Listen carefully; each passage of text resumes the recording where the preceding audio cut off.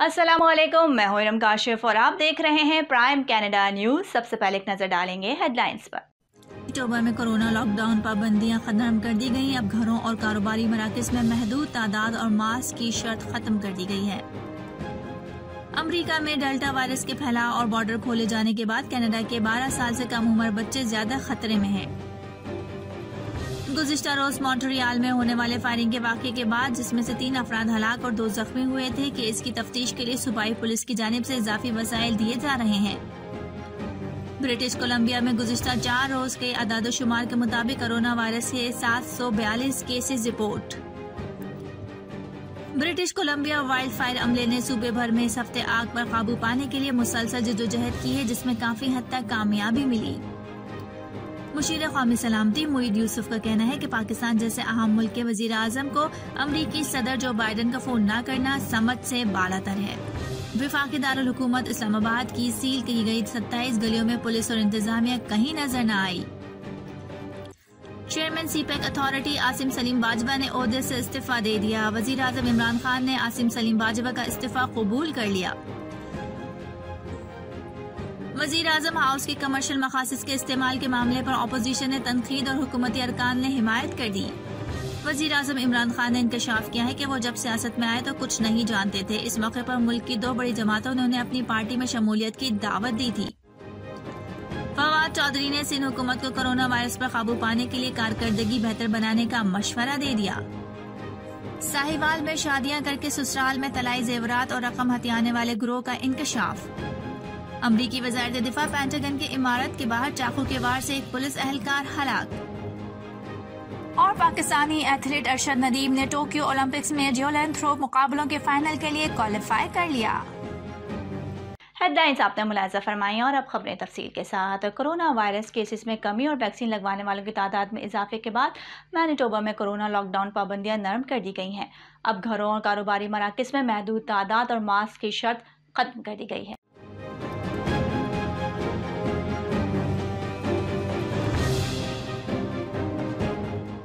अब घरों और कारोबारी मराकज में महदूद तादाद और मास्क की शर्त खत्म कर दी गई है। नए अहकामात हफ्ते को नाफिज होंगे। उनके मुताबिक निजी रिहाइशगाहों पर अंदरूनी और बैरूनी इज्तिमाआत, जिम और फिटनेस मराकज, कुतुब खाने, ज़ाती खिदमात जैसे सैलून वगैरह और कारोबारी मराकज, बाजार और सैरगाहों में तादाद और मास्क की पाबंदी खत्म कर दी गई है, जबकि कुछ पाबंदियां अब भी बरकरार रहेंगी, जिनमें शादियों, जनाजों और दीगर अवामी इज्तिमाआत के लिए अंदरूनी और बाहर दोनों जगहों पर गुंजाइश की हदें बरकरार रहेंगी। अजायब घर और मूवी थिएटर 50% तादाद तक महदूद रहेंगे।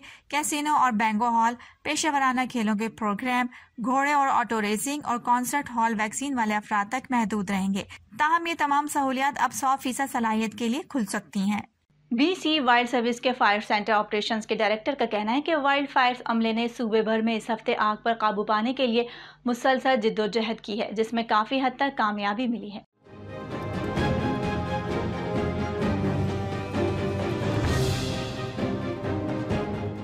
उन्होंने मजीद कहा कि इस सीजन में अब तक 1312 मकामात पर आग भड़क चुकी है, जिसमें 5,50,000 एकड़ से जायद इलाका झुलस गया है। उनमें से 34 जंगल की आग इंतहाई खतरनाक थी, जिनसे इंसानी जानों और इमलाक के ज्यादा बड़े नुकसान का खदशा था। शूटर्स ने बताया कि अमले के लिए फजाई आलूदगी एक मसला बनी हुई है। बाज औकात आग पर बारिश पड़ने की वजह से आग बुझती है, लेकिन साथ ही दोबारा गर्म और खुश्क मौसम हो जाने की वजह से धुआं पैदा होता है, जिससे इलाके में कुछ नजर आना मुश्किल हो जाता है। ताहम बारिश इतनी ज्यादा नहीं हुई जो आग बुझाने में बड़े पैमाने पर मददगार साबित हुई हो। इन मसाइल के बावजूद अब तक अमले ने wild fire service air tanker बेड़े के साथ 4,000 घंटे और अपने हेलीकॉप्टर्स के साथ 23,000 घंटे से जायद परवाज की है। ब्रिटिश कोलंबिया में कोरोना केसेस में मुसलसल इजाफा जारी है। गुज़िश्ता 4 रोज के आदाद-ओ-शुमार के मुताबिक सूबे में कोरोना वायरस के 742 केसेस रिपोर्ट हुए।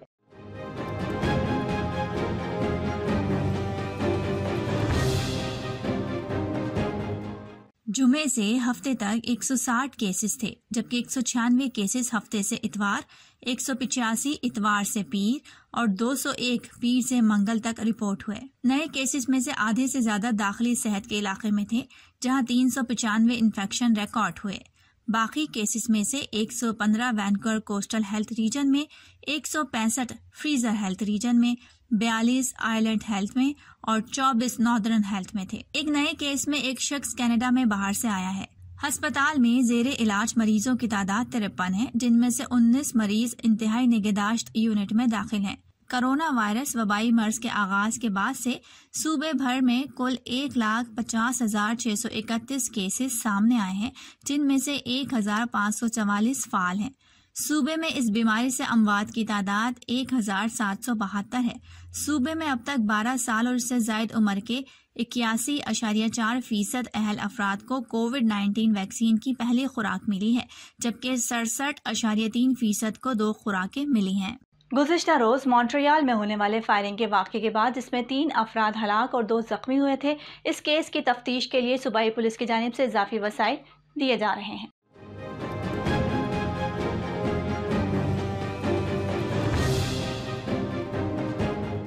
इंस्पेक्टर डेविड शेन ने मजीद बताया कि चंद दर्जन गोलियों ने 5 अफराद को निशाना बनाया जो पुलिस को मालूम थे, जिनमें से कुछ एक अपार्टमेंट के अंदर थे और कुछ इमारत के बाहर थे। उन्होंने कहा कि मख्तूलीन में से 2 की उम्र 29 साल थी और तीसरे की उम्र 63 साल थी। उन्होंने मजीद कहा कि मैं मरने वालों में से एक के पास आतिश असलहा था।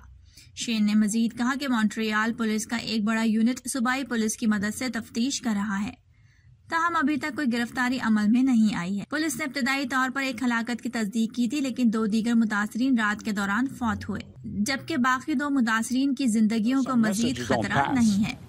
Last night, around 7 p.m., a few dozen shots of firearms were shot on a building situated at 9301 Boulevard Pera in Rivière-des-Prairies. Those shots, they hit 5 men who were inside apartment 2, inside or in front of the apartment 2.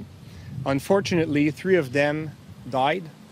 And the 2 others are stable, and we do not fear for their safety anymore. All of the men hit by those shots were known by our service, and one of the deceased was actually carrying a firearm on him. So the Major Crimes Unit took charge of the investigation, and there's an important deployment, a police deployment, as we speak, to investigate the crime scene, and it will be going on for many hours. Montreal will continue leading the fight, and we will put forward all our investigative strategies, and we will use our resources and benefit from the resources of Sûreté du Québec. And my last message is for the perpetrators of gunshots in Montreal City. Enough is enough. You have now the entirety of the Montreal police force on your back. So we recommend you stop immediately your firearm violence on our territory. Canada और America का मुश्तरका border vaccine लगवाने वालों के लिए मुकम्मल तौर पर खोले जाने के बाद बड़ी तादाद में आवाम की आमद-ओ-रफ्त जारी है।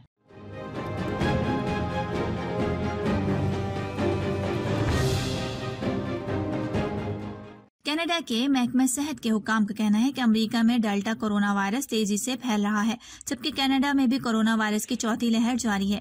ये सूरत हाल 12 साल से कम उम्र बच्चों के लिए इंतहाई खतरनाक हो सकती है। टोरंटो यूनिवर्सिटी में बायोमेडिकल इंजीनियरिंग के प्रोफेसर डॉक्टर उमर खान ने कहा कि लोगों को वाकई इस बारे में मोहतात रहना चाहिए, क्योंकि डेल्टा वायरस ज्यादा खतरनाक है।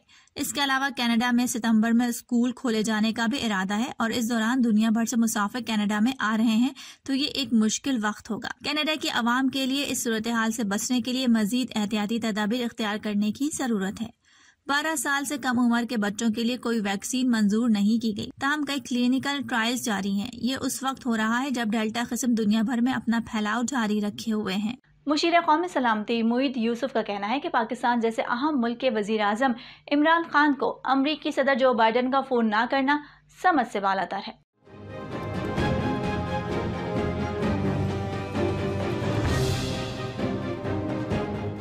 अमरीकी जरीदों को इंटरव्यू देते हुए मुईद यूसुफ का कहना था कि हर बार कहा जाता है कि फोन किया जाएगा, मुईद यूसुफ का मजीद कहना था कि फोन कॉल या सिक्योरिटी ताल्लुकात कोई रियायत हैं तो पाकिस्तान के पास भी ऑप्शंस मौजूद हैं। दूसरी जानिब अमरीकी सैनिटर हुक्काम का कहना है कि जो बाइडन ने ताहाल कई आलमी लीडर्स को फोन नहीं किया। मुनासिब वक्त आने पर वजीर आजम इमरान खान को फोन कर लिया जाएगा। वजीर आजम इमरान खान ने इंकशाफ किया है कि जब वो सियासत में आए तो कुछ नहीं जानते थे।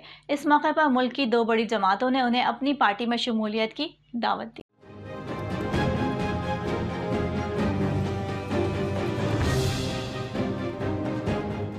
इस्लामाबाद में तकरीब से खिताब में वजीर आजम ने कहा कि पाकिस्तान पीपल्स पार्टी और मुस्लिम लीग नून ने मुझे अपनी अपनी जमातों में शमूलियत की दावत दी थी। उन्होंने कहा कि मैं पीपी और नून लीग की करप्शन को जानता हूं, इसलिए दोनों पार्टीज को चैलेंज कर दिया है। इमरान खान ने मजीद कहा कि साबका हुकूमतों ने मुल्क के लिए कुछ नहीं किया। 3 साल से यही जंग चल रही है कि कोई भी कानून से बड़ा नहीं। वफाकी दारुल हुकूमत इस्लामाबाद की सील की गई 27 गलियों में पुलिस और इंतजामिया कहीं नजर नहीं आई।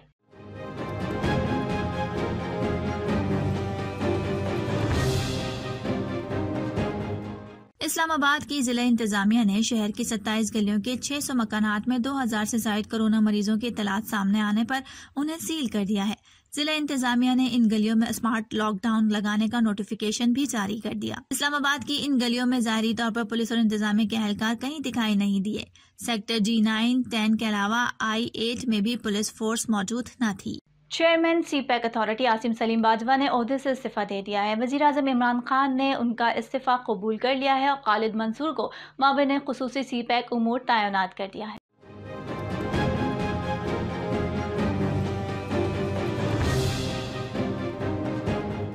वफाकी वजीर मनसूबाबंदी असद उमर ने वजीर आजम की तरफ से खालिद मंसूर की तैनाती का खैर मकदम किया है।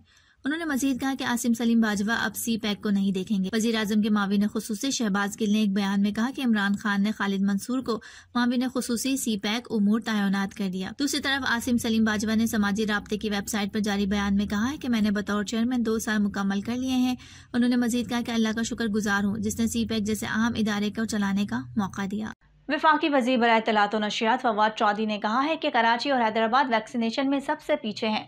उन्होंने सिंध हुकूमत को कोरोना वायरस पर काबू पाने के लिए कारकर्दगी बेहतर बनाने का मशवरा दे दिया।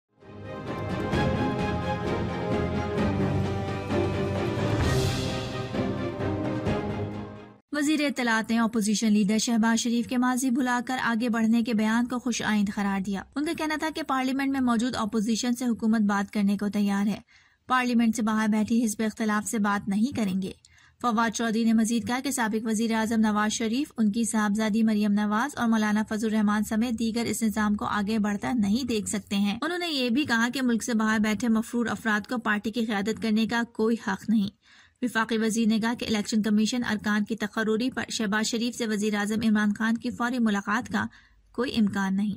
वज़ीर आज़म हाउस के कमर्शियल मकासद के इस्तेमाल के मामले पर अपोजिशन ने तनकीद और हुकूमती अरकान ने हिमायत कर दी।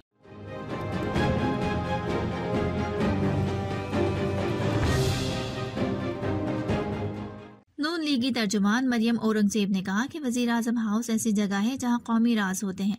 उन्होंने मजीद कहा कि रेड जोन या वज़ीर आज़म हाउस में कमर्शियल सरगर्मियां नहीं होनी चाहिए। हुकूमती रुकन रियाज फितियाना ने कहा कि वज़ीर आज़म हाउस को कमर्शियल मकासद के लिए इस्तेमाल करने का फैसला नहीं तजवीज़ है। पीपी रुकन पार्लियामेंट अब्दुल खातिर पटेल ने तंज करते हुए कहा कि वज़ीर आज़म हाउस में सारी सरगर्मियां कमर्शियल होती हैं और बड़े आला पैमाने पर होती हैं। नून लीग के रहनुमा परवेज रशीद कहते हैं कि वज़ीर आज़म ऑफिस जमहूरी पाकिस्तान की शनाख्त है कि चाहते हैं कि सिर्फ वो घर ऊंचे नजर आए जहाँ से हुक्मनामे जारी होते हैं। साहिवाल में शादियां करके ससुराल से तलाई जेवरात और रकम हथियाने वाले गिरोह का इंकशाफ हुआ है। पुलिस के मुताबिक थाना बहादुर शाह के इलाके से गिरोह का मरकजी मुलजिम फैसल एहसन का बेटा गिरफ्तार किया गया है।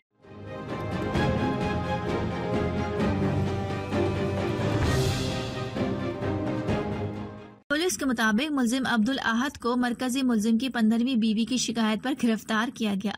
पुलिस के मुताबिक मरकजी मुलजिम फैसल एहसन की गिरफ्तारी के लिए छापे मारे जा रहे हैं, जबकि गिरोह में उसकी पहली बीवी और बेटा भी शामिल है। मुलजिम ने 15 से जायद खवातीन से शादी करके उनसे रकम और जेवरात हथिया कर तलाक दी है। पुलिस के मुताबिक मुलजिम फैसल एहसन खुद को कुंवारा या तलाक याफ्ता जाहिर करके लड़कियों से शादी करता। पुलिस के मुताबिक मुलजिम के खिलाफ लाहौर, शेखुपुरा, मुरीद के, रावलपिंडी और साहिवाल में मुकदमात दर्ज हैं। अमरीकी वज़ारत दिफा पेंटागन के इमारत की बाहर चाकू के वार से एक पुलिस एहलकार हलाक हो गया है। मरने वाले पुलिस एहलकार और हमलावर की शनाख्त जाहिर नहीं की गई है और न ही हमले की वजह सामने आ सकी।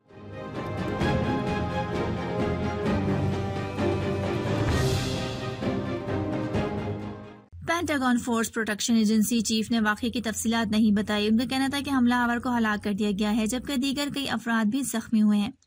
उन्होंने कहा कि ऑपरेशन खत्म हो गया। इस वाक़ये की वजह से पेंटागन में 2 घंटे तक लॉकडाउन रहा। खबर रसा एजेंसी की रिपोर्ट के मुताबिक करीबी सबवे स्टेशन पर फायरिंग की इत्तला पर पेंटागन को बंद कर दिया गया था। इस दौरान अमरीकी महकमा दिफा के हेडक्वार्टर में मौजूद अमले को महफूज जगह पर पनाह लेने की हिदायत की गई थी। फायरिंग के बायस इमारत को बंद कर दिया गया था। पाकिस्तानी एथलीट अरशद नदीम ने टोक्यो ओलंपिक्स में जैवलिन थ्रो मुकाबलों के फाइनल के लिए क्वालिफाई कर लिया है। अरशद नदीम ओलंपिक्स एथलीट्स मुकाबलों के फाइनल तक रसाई हासिल करने वाले पहले पाकिस्तानी एथलीट।